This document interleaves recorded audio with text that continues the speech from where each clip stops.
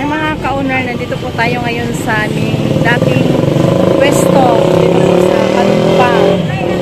Yan po ang aming dating karinderya. Yan, bisitahin po natin. Ang mayari na po dito ngayon ay ang Bayaw ko po.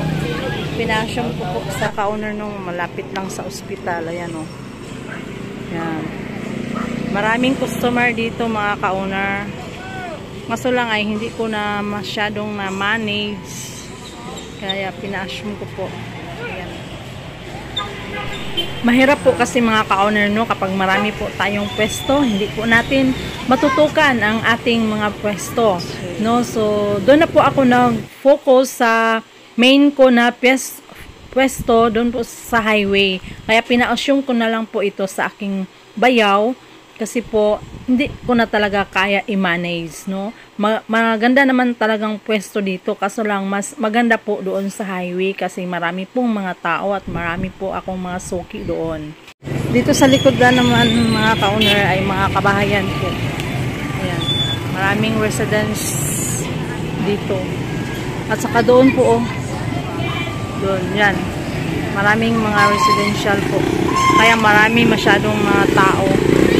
Yan, may gasoline station pa. Ito din po ang aming mga paninda noon. No? May barbecue kami. May mga chicken barbecue din kami. Ayan po. Ang kagandahan po dito ay mura lang po ang isang stick ng barbecue. 5 pesos lang po. Kaya very affordable at marami pong maka-afford na mga pangmasa po kasi ang ating mga presyo ng ating mga barbecue.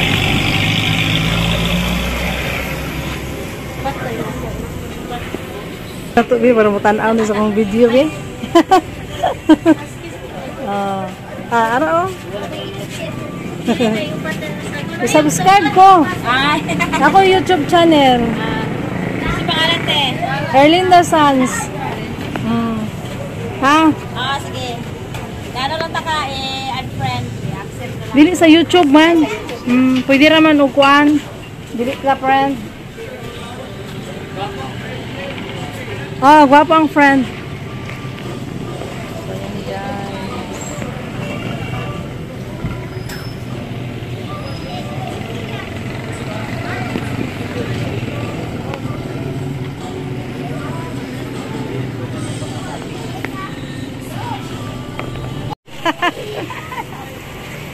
Ako yung channel. Ano wala na process? Len, sa 30 niya ka talong, pulo ka itlog yung butang.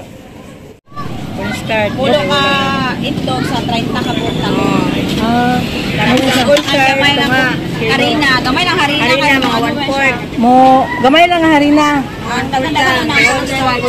Unsang 1/4? 1/4 nga kilo? Oo. Ano, nagumagabay lang. Diligin mo euro bilang po. Yung harina, 1/2. 1/2 ang harina, 1/4 ang cornstarch. Magic sarap. Ako na kong idea. Tapos iprito dayon. Kung saan mantika ani ka nang taghan jud ang mantika. Tama lang, gagmay-gagmay. Ano lang sa kalahan. So ito si Ma'am. Sa pangalan gani mo Ma'am? Raquel. Shout out kay Raquel.